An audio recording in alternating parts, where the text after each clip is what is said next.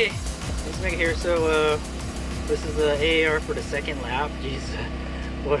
It was a freaking battlefield out there again, man. I passed a couple people though. That was pretty cool. I would catch up to them in the single track. Yeah, man. People are slow in the single track. That light B is a freaking single track weapon, dude. I'll tell you that. It's so easy to ride through the single track. If it's like there's a slight downhill, you can kind of just use the momentum to just you know, go down the hill and just, you know, knock out that single track. I crashed like really early. After the mini motocross track, there was the oval, and there was the 180 degree turns. And I was trying to do what I did last time, lock up the rear brake and then just, you know, swing the ass around. And then I go to grab it, it doesn't freaking work. I'm like, what the heck? So basically I'm like, oh, I need brakes. So I grabbed the front brake and I washed out the bike. And I high-sided pretty much. Yeah. It wasn't too bad. The handlebars got bent. I had to get up and straighten them and then continue on my way. So the first crash was really early. I got through the Enduro cross pretty good. Mini motocross, no problem on the first test. Yeah, the first test was pretty good. It was so smooth. I passed maybe two people maybe.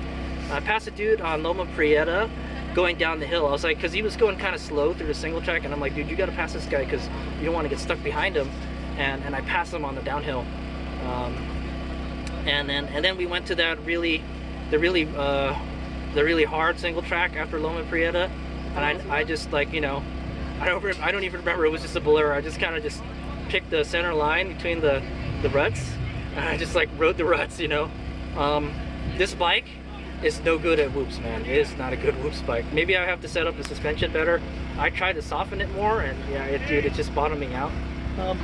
Look at the little rubber band. Yeah, the little rubber band is it's pretty much blowing through its whole stroke. I had a really the second test was really good too. The second test, we went down the Serpentine Trail. I caught up to somebody in the Snake Trail, and then the Serpentine Trail, I nailed it, dude. All I knew is like, yeah, man, you gotta.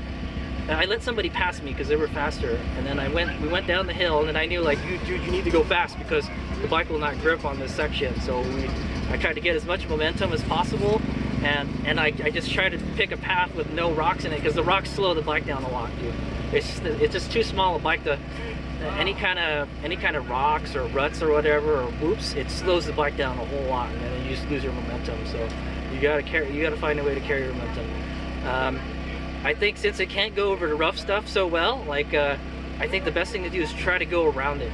Try to go around the dip. There's these like dips, especially on the single track, and you don't really have much room to maneuver on a single track. So yeah. But I was doing good until we did the third test, and we went down Big Manzanita backwards, and I remember I crashed pretty bad on that section last time. So I took it slow at the end because it's really steep and it's cambered. And then I took a different path. I took a left path, and then yeah, we got out of there without crashing. And then what was it? I caught up to somebody on the creek trail, and then somebody else caught up to us, and I let them pass. And then that's where I had the problem, where the bike fell into a freaking whoop and it crashed. This is the second time it did that. It happened the first time, but I didn't crash. But this time it did. Like, it just sinks in there and it bottoms out. And then I got thrown off the bike, and then the guy behind me passed me, and then I had to pass him again. I could pass him again on the single track because he was going so slow. Yeah, and then I remembered the steep section where we crashed last time. I'm like, dude, you better slow down on that section. It's so loose and it's hard to keep the bike up. I kind of followed the dude down there, and then I just, like, I remember that you just do not dump the bike here. This is the last hard part. You know, it's so steep and loose. You know, it's easy to lose control of your bike. So I kind of just walked it down there pretty much, and then it was just a bunch of single track. And by that time, I was already beat, man. Crashing like 2 or 3 times already again, and just, you know, it takes your stamina away, man. And then, yeah, I just motored on. Nobody passed me, and then we got to Trail 1 backwards. And then I was like, dude, just freaking rip it, dude. Just rip it. This is a flat section. Just go. And yeah, I just ripped that last section. So